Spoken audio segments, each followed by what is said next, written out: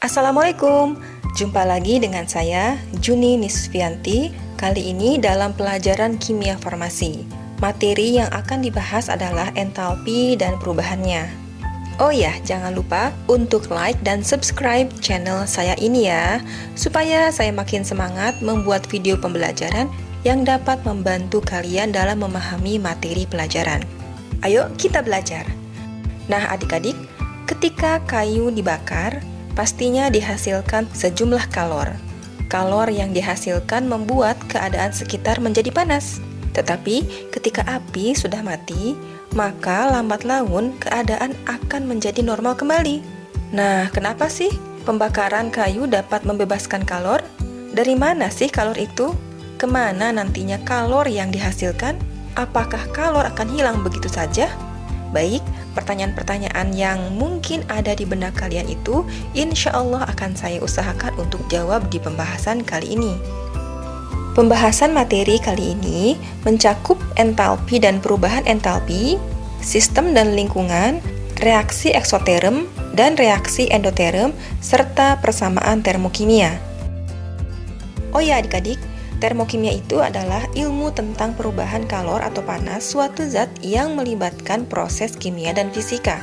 Reaksi kimia selalu disertai perubahan energi, dan bentuk energi yang paling sering menyertai perubahan kimia adalah kalor.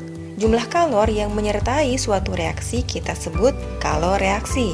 Entalpi merupakan sifat ekstensif zat yang dapat digunakan untuk menentukan perubahan kalor dalam reaksi kimia yang berlangsung pada tekanan tetap, yaitu reaksi-reaksi dalam wadah terbuka.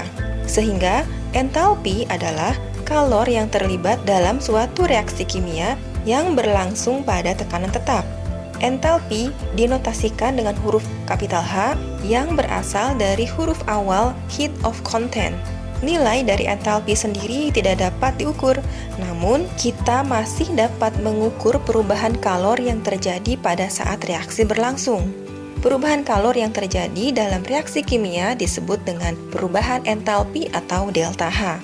Jika suatu zat melepas kalor, berarti entalpinya berkurang. Sebaliknya, jika menyerap kalor, maka entalpinya bertambah. Permisalannya seperti ini nih. Kita ibaratkan entalpi itu dengan isi dompet. Kita kan pastinya ya nggak akan bisa tahu isi dompet seseorang, ya kan? Tapi walau nggak tahu, kita bisa tahu perubahan isi dompetnya kalau kita mengamati perubahan yang terjadi. Jadi begini nih, kalau orang itu menerima sejumlah uang 5.000 misalnya, maka isi dompetnya akan bertambah 5.000 dan perubahan isi dompetnya adalah plus 5.000. Berapapun uang yang ada di dompetnya sebenarnya, yang jelas ketika dia menerima sejumlah uang, ada perubahan pada isi dompetnya. Karena dia menerima, maka perubahannya ditandai dengan tanda plus. Sebaliknya, jika dia mengeluarkan 5.000, maka isi dompetnya akan berkurang sebanyak 5.000. Dan perubahan isi dompet orang itu kita nyatakan dengan minus 5.000. Nah, gitu deh kira-kira permisalannya. Mudah-mudahan kebayang ya. Oh ya, perubahan entalpi juga merupakan selisih antara entalpi produk dengan entalpi reaktan. Perubahan entalpi sendiri ada beberapa jenis, diantaranya adalah sebagai berikut. Yang pertama, entalpi pembentukan standar, yang merupakan perubahan entalpi pada pembentukan 1 mol senyawa menjadi unsur-unsurnya pada keadaan standar. Yang kedua, entalpi penguraian standar, yang merupakan perubahan entalpi pada penguraian 1 mol senyawa menjadi unsur-unsurnya pada keadaan standar. Kemudian entalpi pembakaran standar, yaitu perubahan entalpi pada pembakaran sempurna 1 mol senyawa atau unsur pada keadaan standar. Kemudian yang terakhir adalah entalpi pelarutan standar, yang merupakan perubahan entalpi pada pelarutan 1 mol senyawa menjadi larutan encer. Nah adik-adik, dalam termokimia kita senantiasa berhadapan dengan reaksi kimia. Reaksi atau proses yang menjadi pusat perhatian atau yang sedang dipelajari perubahan energinya disebut dengan sistem. Selain sistem, ada lingkungan yang merupakan segala sesuatu yang berada di luar atau di sekitar sistem. Dan interaksi antara sistem dan lingkungan dapat berupa pertukaran energi dan atau materi.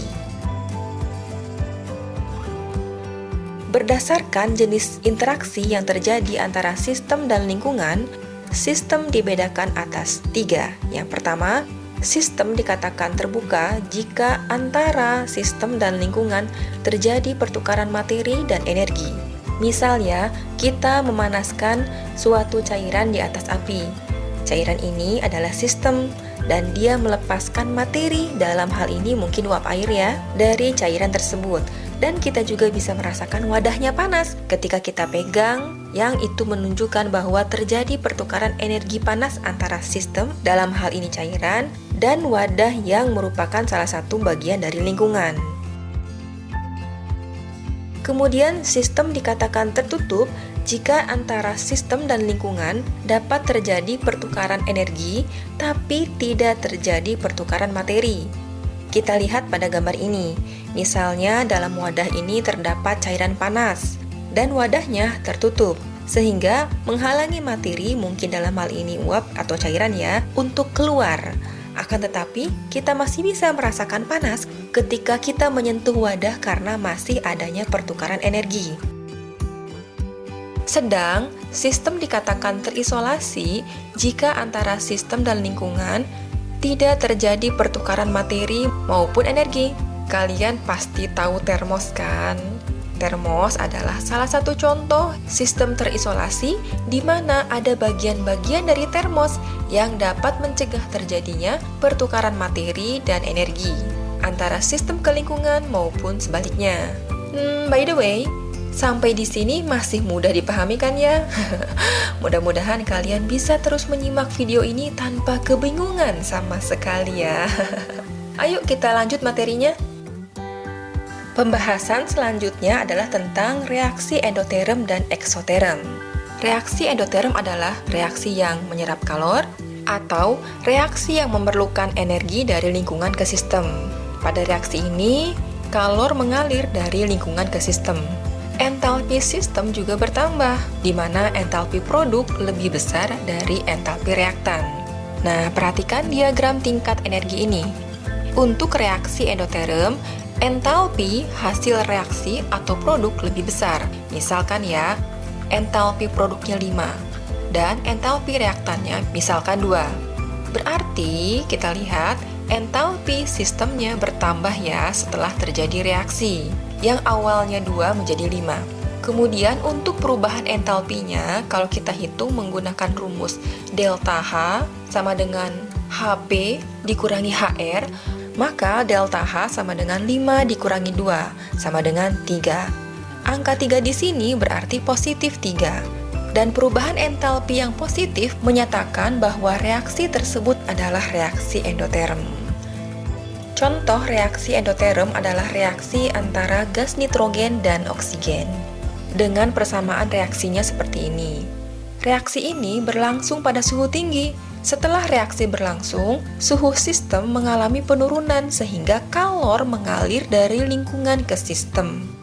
Sedang reaksi eksoterm adalah reaksi yang melepaskan kalor, di mana energi dibebaskan dari sistem ke lingkungan. Kalor mengalir dari sistem ke lingkungan. Kemudian entalpi sistem berkurang dalam artian entalpi produk lebih kecil dari entalpi reaktan. Perhatikan diagram tingkat energi ini. Untuk reaksi eksoterm, entalpi hasil reaksi atau produknya lebih kecil. Misalkan entalpi produknya 2 dan misalkan entalpi reaktannya 5. Berarti entalpi sistemnya berkurang ya, dari 5 menjadi 2. Tentunya setelah terjadinya reaksi. Kemudian untuk perubahan entalpinya, kalau kita hitung menggunakan rumus delta H sama dengan HP dikurangi HR, maka delta H-nya sama dengan 2 dikurangi 5 dan hasilnya adalah minus 3. Di sini delta H-nya negatif dan itu berarti reaksinya termasuk eksoterm. Contoh reaksi eksoterm adalah reaksi antara logam natrium yang dimasukkan ke dalam air dengan reaksi seperti ini. Reaksi ini berlangsung cepat dan disertai timbulnya ledakan. Setelah reaksi berlangsung, suhu larutan atau sistem lebih tinggi dari lingkungan, sehingga kalor mengalir dari sistem ke lingkungan. Persamaan termokimia. Persamaan termokimia adalah persamaan yang menggambarkan suatu reaksi yang dilengkapi dengan perubahan entalpi. Persamaan termokimia juga mencantumkan jumlah mol zat yang dinyatakan dengan koefisien reaksi dan keadaan fasa zat yang terlibat dalam reaksi. Satuan yang digunakan adalah kilojoule, sedang perubahan energi dalam molar digunakan satuan kilojoule per mol. Oke, kita coba ungkapkan makna persamaan termokimia dari reaksi ini. Pada pembentukan 1 mol air dari gas hidrogen dengan gas oksigen dibebaskan. Kenapa katanya dibebaskan? Karena ini ada tanda minus atau negatif ya, yang menunjukkan reaksi ini adalah eksoterm. Sesuai penjelasan sebelumnya bahwa pada reaksi eksoterm terjadi pembebasan energi. Kalau untuk reaksi ini besarnya 286 kJ. Nggak perlu lagi menuliskan tanda minus di sini, karena kata dibebaskan di sini sudah mengandung arti eksoterm yang memiliki delta H negatif. Lihat juga nih contoh reaksi berikut. Ini adalah reaksi penguraian. Kalau kita ungkapkan makna persamaan termokimianya, untuk menguraikan 1 mol gas amonia menjadi gas nitrogen dan gas hidrogen, diperlukan kalor atau diserap energi sebanyak 46 kJ. Ungkapannya ya nggak pakem sih seperti itu, yang penting sesuai dengan makna persamaan termokimianya. Oh ya, delta H yang dituliskan pada persamaan termokimia disesuaikan dengan stoikiometri reaksi. Artinya, jumlah mol zat yang terlibat dalam reaksi kimia sama dengan koefisien reaksinya. Apabila koefisien reaksi didua kalikan, maka perubahan entalpinya juga harus dikalikan 2. Begitupun dengan reaksi penguraian amoniak ini. Mol amoniak 2 kali lebih besar dari mol awal, maka delta H-nya pun harus dikalikan 2 juga. Nah, adik-adik, untuk materi kita sudah selesai ya. Dan untuk lebih memahami tentang materi pembelajaran, ini ada contoh soal dan perhatikan baik-baik ya. Oke, di sini ada soal persamaan termokimia pembakaran metana sebagai berikut. CH4 ditambah 2O2 menjadi CO2 plus 2H2O dengan delta H sama dengan min 400 kJ. Yang pertama, ungkapkan makna persamaan termokimia tersebut. Yang kedua, berapa kalor yang dihasilkan jika jumlah metana yang dibakar sebanyak 3 mol? Yang ketiga, berapa kalor yang dihasilkan jika jumlah metana yang dibakar sebanyak 4 gram? Dan berapa kalor yang dihasilkan jika jumlah metana yang dibakar sebanyak 12 liter dan dalam keadaan RTP? Oke, kita jawab yang A dulu. Ungkapan makna persamaan termokimia dari reaksi yang ini. Jangan lupa, harus menyertakan jumlah mol, fasa, keterangan apakah reaksi tersebut eksoterm atau endoterm, dan dilengkapi dengan perubahan entalpinya dengan menuliskan kata dilepaskan atau diserap kalor atau energi atau kata semisalnya. Juga besar kalor reaksinya juga ditulis, sehingga ungkapannya pada pembakaran 1 mol gas metana membentuk 1 mol gas karbon dioksida dan 2 mol uap air, dilepaskan kalor sebanyak 400 kJ. Untuk jawaban yang B, karena pada reaksi ini jumlah mol metananya 1 mol dan yang ditanyakan jika yang dibakar 3 mol, maka delta H-nya harus dikalikan 3 juga, sehingga kalor yang dihasilkannya adalah 400 dikali 3 yaitu 1200 kJ. Sekarang yang C ya. Nah, kalau untuk 1 mol metana itu delta H-nya min 400 kJ, bagaimana kalau metana yang dibakarnya sebanyak 4 gram? Kalau seperti ini, kita cari dulu ya mol metananya. Massa molar atau yang lebih kita kenal dengan MR dari metana itu adalah 16 ya. Kita tinggal masukkan ke rumus. Gramnya 4, massa molarnya 16, sehingga 4 dibagi 16 sama dengan 0,25 mol. Ketika kita sudah mengetahui mol yang dicari, barulah kita mencari delta H untuk jumlah mol tersebut dengan rumus ini. Oke, tinggal kita masukkan aja angkanya ke rumus. Mol yang dicarinya ini, mol yang diketahuinya ini ya, 1 mol. Kemudian kita hitung 0,25 dibagi 1 dikali min 400 sama dengan min 100 kJ. Berarti perubahan entalpi untuk 4 gram metana adalah min 100 kJ. Dan itu berarti juga jumlah kalor yang dihasilkan adalah 100 kJ. Bagaimana kalau metana yang dibakarnya adalah 12 liter dalam keadaan RTP atau keadaan kamar? Kita cari molnya dengan menggunakan rumus ini, berarti 12 dibagi 24 sama dengan 0,5 mol. Sekarang kita mencari jumlah kalor yang dihasilkan atau yang dibebaskan. Cara mencarinya sama dengan soal C ya. Mol yang dicarinya ini, mol yang diketahuinya ini, kemudian kita hitung 0,5 mol dibagi 1 mol dikali min 400 sama dengan min 200 kJ. Dan itu berarti kalor yang dihasilkan adalah 200 kJ. Oke adik-adik, mudah-mudahan materinya bisa membantu kalian dalam mempelajari entalpi dan perubahannya. Sekian dari saya, terima kasih. Semoga bermanfaat. Wassalamualaikum warahmatullahi wabarakatuh.